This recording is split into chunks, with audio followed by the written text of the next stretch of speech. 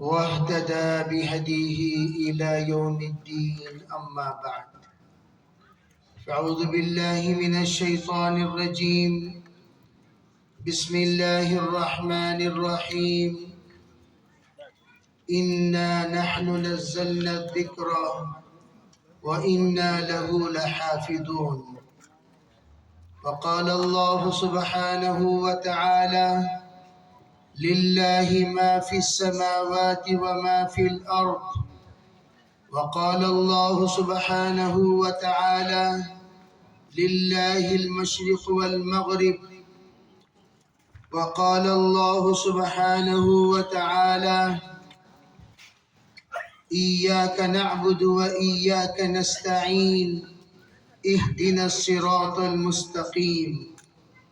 وقال النبي عليه الصلاة والسلام: إن الدنيا حلوة وخضرة وأن الله تعالى مستخلفكم فيها فناظر كيف تعملون فاتقوا الدنيا واتقوا النساء. اللهم أيدنا بتأييدك، اللهم أيدنا بتأييدك، اللهم أيدنا بتأييدك يا رب العالمين.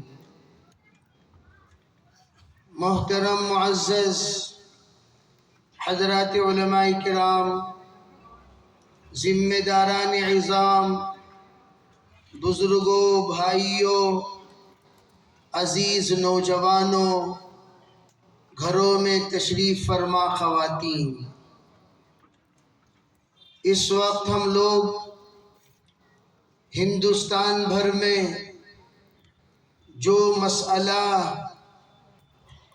آگ کی طرح پھیلا ہوا ہے، اس سلگتے ہوئے مسائل کو، اس الجھے ہوئے مسائل کا سلجھا ہوا حل نکالنے کے لیے یہاں تشریف فرما ہے۔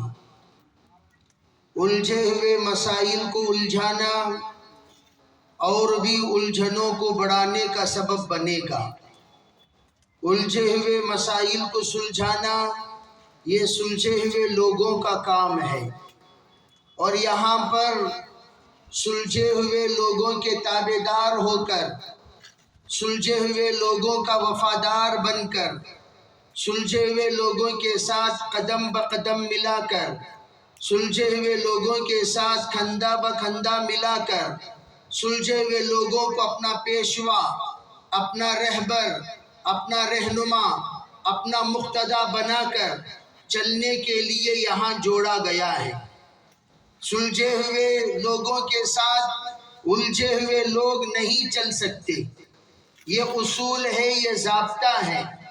جا بجا ہم سب کو جوڑ کر جو باتیں سمجھائی جا رہی ہیں، یہ معاملہ طیش کے ساتھ حل کرنے کا معاملہ نہیں ہے، بلکہ ہوش کے ساتھ حل کرنے کا معاملہ ہے۔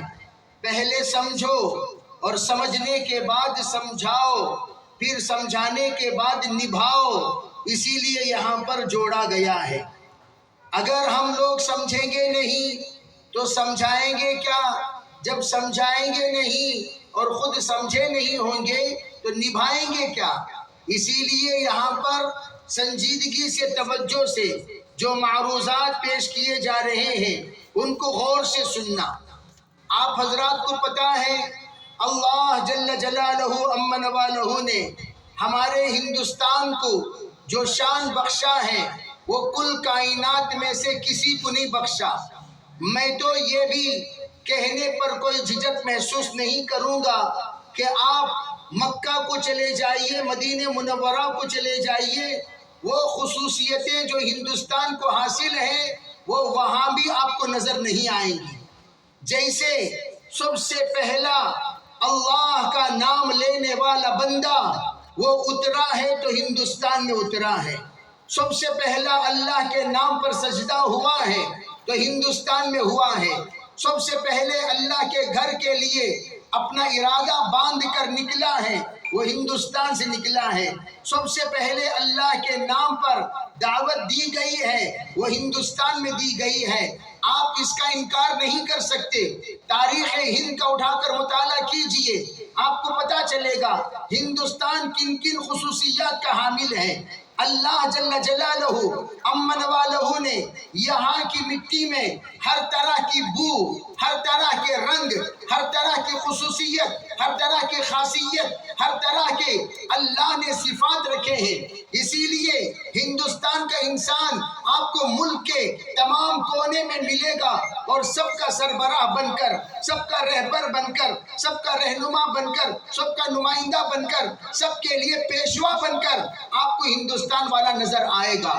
آمدم برسرے مطلب اللہ نے جب ہندوستان کو یہ مقام عطا کیا تو دنیا کے بادشاہوں کی تمنا یہ ہمیشہ رہتی تھی کہ ہندوستان کو ہم لوگ ایک مرتبہ فتح کریں، ہندوستان کو ایک مرتبہ ہم لوگ جائیں، ہندوستان میں جا کر ہم وہاں پر آباد رہیں. اسی عنوان کو لے کر بہت سارے لوگ اپنے اپنے ارادوں کے ساتھ ہندوستان آئے.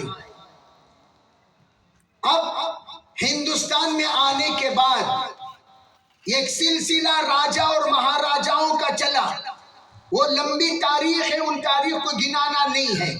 ان راجا مہاراجاؤں نے جب یہاں حکومت کی، خصوصیت کے ساتھ دیگر تمام علاقوں میں جہاں جہاں پر راجاؤں کی حکومتیں رہی ہیں اس کی ایک لمبی تاریخ ہے، اور اس کے ساتھ و ساتھ مغلیہ سلطنت کی ایک لمبی تاریخ ہے جو تاریخی اعتبار سے بہت سارے کام انجام دے رہی ہیں. آج بھی اگر لال قلعہ موجود ہے وہ مغلیہ سلطنت کی نشانی ہے جو ہندوستان کی شان کہلائی جاتی ہے. اگر تمہارے پاس اس کے علاوہ کوئی عمارت ہو، تو اگر تمہارے پاس اس کے علاوہ کوئی شان ہو، اگر تمہارے پاس اس کے علاوہ کوئی بلندی ہو، جاؤ اس عمارت پہ کھڑے ہو کر اپنے جھنڈا لہرا کر بتاؤ. دنیا کا کوئی انسان آپ کو کوئی قدر کی نگاہوں سے نہیں دیکھے گا. جو تم جھنڈا لہرا رہے ہو وہ بھی مسلمانوں کا عطا کردہ ایک صدقہ ہے، اور جو عمارت پر تم کھڑے ہو کر اپنی شان جتلاتے ہو وہ بھی مسلمانوں ہی کا صدقہ ہے. ان صدقوں کو لے کر آگے بڑھنے والی یہ جماعت، توجہ سے میری بات سمجھتے چلنا کہ جس وقت سابقہ ان تمام بادشاہ چلے اس وقت انہوں نے تمام ملکوں کے افراد کو مد نظر رکھ کر تمام کو انہوں نے بہت سارے عطیے عطا کیے، ہدیے عطا کیے، زمینیں عطا کیے، ان کو انہوں نے گفٹ عطا کیا. یہ صرف مسلمانوں کو نہیں، آپ کو معلوم ہونی چاہیے جو اس وقت ہمارے کانوں میں بات پڑ رہی ہے کہ سب سے زیادہ اگر کسی کے پاس زمین ہے تو وہ ملٹری والوں کے پاس ہے. بھئی یہ تقسیم کرنا تھوڑی دیر بند کریں، میں بیان ختم کرنے کے بعد تقسیم کریں گے. پوری رات تقسیم کرتے رہو، پوری رات پیتے رہو، اب یہاں نماز کی طرح سنتے رہو. اگر تم ادھر ادھر متوجہ ہوں گے میں کہوں گا کچھ تم سمجھو گے کچھ. یہ گڑبڑ کام مت کیا کرو، ٹھیک ہے بھائی؟ ہم آدھا گھنٹہ آپ کے درمیان رہیں گے، زیادہ دیر نہیں. ٹائم دیکھ لیجئے، فالو کیجئے.